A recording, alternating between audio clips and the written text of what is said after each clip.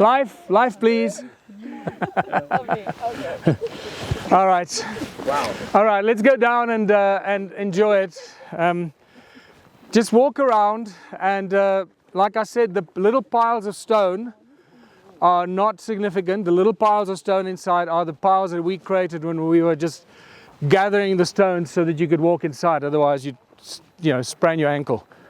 And just because we're entering here doesn't mean that this is an entrance. This is just the entrance that people started using because the wall collapsed here. Yeah.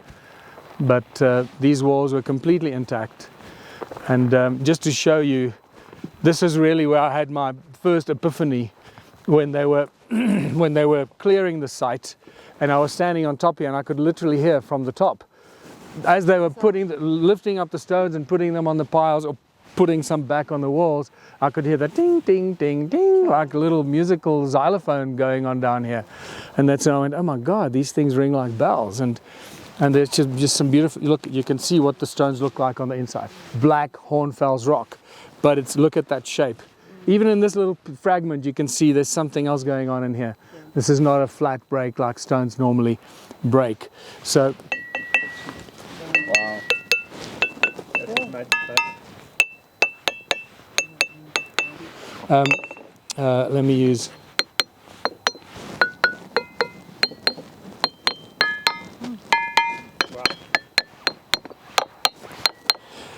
and keep in mind that they that even though they sound dead, some of them don't ring. It's because they stuck to each other. So right. so that resonance doesn't go into the air, it goes into the other rocks that they connected to.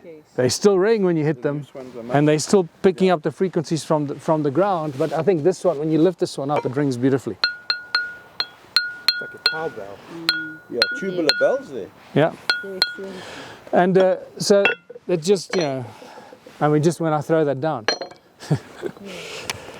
All right.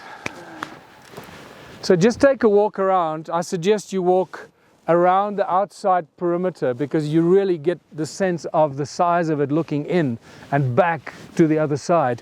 So walk around the outside wall and make a full circle and just experience the energy and try and see where the energetic center of this place is. Has there ever been excavations of the foundations of some of these? No, remember, I'm not allowed to excavate. If I excavate, I can go to jail. Yeah. But I can dig wells. Oh yeah. We can dig wells, we can dig foundations, we can dig trenches, we can dig tunnels, but we can't excavate. Like how deep do they go? Yeah, I know. So we need to dig some wells next to the walls. Okay. Yeah. Michael, can I just ask you, on Cheryl's farm, okay, with her circles, there's this Yes. at the top. Have you seen those before? It's like the rocks are actually up like that. Yes. No, I've seen that. I've seen that often. I'd have to go and look at it to determine what is around it. It's difficult if you just see it in its sort of independently. This is right by it's a few meters away from the actual circles. What you'll find often is that those are channels. Those are ancient channels. The little pathways that connect them look like pathways, but those are the channels that carry the energy that connect the stone circles to each other. But they're so old and so broken down that it's often difficult to even imagine that. The best way to look at it is from Google Earth. Look at it from above. My one friend's A drone. A drone up. Yes, And that's you even photos better. from there. That's even better because then you can control it, you can hover there, you can fly on it. If you can get drone footage of your stuff, of your circles and your ruins, I would love to see those compared to what we have here. Okay. Yeah, that it looks more like the stones, that's right? beautiful. Yeah, those are great. Yours are quite high, some of them. Oh, those are high. So those are obviously reconstructed recently. These are not the original structures. Okay. These are reconstructed, re-inhabited. You can clearly see that. I don't even have to go there to tell you that. Because there's a lot of history with the Boer War and all that, especially on top of the poppies they were using to their cattle. Exactly. And also hideaway places, snipers and all that, yeah. I'm going to quickly go and show the patina growth, but I think I'll show the patina growth on the other side where there's more sun. We got much better sun down there, guys. this stone circle over there is the energetic vortex. That's the 0 point of the stone circle, right? Next to that pile of stones, just this side of that pile of stones. That's where the strongest energy is in this stone circle. My GPS on. Your phone might charge or die in here. Oh, you. Yeah. And the reason why it's so clear and so clean is because I clear these stone circles. I bring teams of people here, and we clear it with, you know, brush cutters, machetes, chainsaws, and that's a big job, and it's a costly job. You know, it costs about 10,000 rand just to clear one stone circle, and you do that twice a year. That's just, and you do that to 10 stone circles. Suddenly, your bill goes through the roof. Yeah, exactly. So that's why you constantly see me begging for funding on social media. Yeah. Because if we didn't clear it, you'll see some of the photographs and videos I put out when the grass is literally this tall in here and the weeds grow this fat. Yeah. If you don't cut it for a year, Up in between, it's crazy. And these buckwheat, they grow so quickly and they grow big and strong, and it's difficult to get them out. Yeah. So I'm going to just take you down here and in that sunlight show you some of the patina so you know what I'm talking about. Yeah, that's a collapsed part of the wall, but strangely enough, it's just on this side of the wall outside. That's where that round stone is built into the wall that one of you picked up in the museum yesterday. And that round stone indicates the sunrise, indicates east.